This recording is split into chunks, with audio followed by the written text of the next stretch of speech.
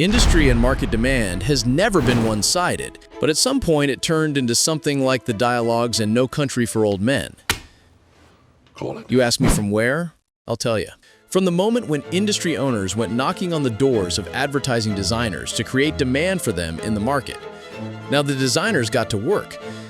They realized that real needs no longer had room for maneuver, so they had to build magical realism needs, like in the novels of Gabriel Garcia Marquez. For example, in America up until the 70s, gasoline was cheap.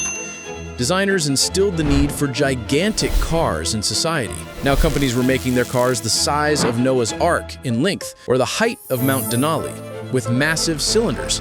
Otherwise, why would a four-person American family need to buy a massive Blazer, when maybe they never even had the slightest urge to go off-road? But the ad designers put off-roading on the table as if it were dinner. Another example, Bugatti. Think about it. How many places in the world even have the infrastructure to drive at 400 kilometers per hour?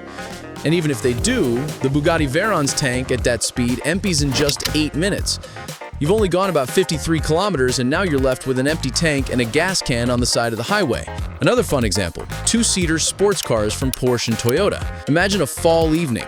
You want to drive to your aunt's house.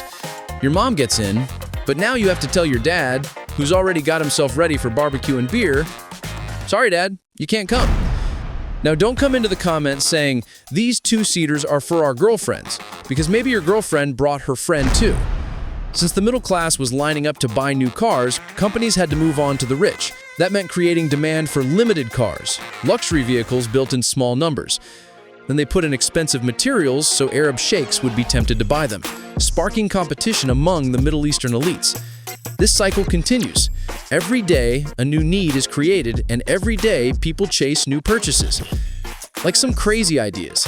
Let's put a monitor and a PS5 in the car, so everyone gets distracted and crashes. Now add a pinch of artificial intelligence to this soup. For years, people were in love with the sound of a Dodge Challenger, but now they're supposed to enjoy their car's sympathetic words when they break up with someone.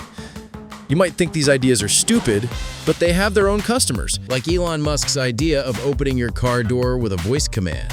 Well, now those of us still using keys are really pathetic. In third world countries like Iran, they even have interesting ideas like car lotteries, where the final product isn't even revealed, like your mom choosing a wife for you. Sometimes this process even takes up to 2 years, but people there are forced to wait in line. The conclusion? You don't always have to build an extraordinary product. Sometimes you just have to count on the low economic IQ of society to avoid being eliminated from the market. The windows have been redesigned for the maximum usable visibility without sacrifice of strength. Now tell me in the comments, if on a summer afternoon, the CEO of Chevrolet came knocking on your door and asked you to come up with an idea for him to sell, what would you suggest? Tell us, so we can tell him too.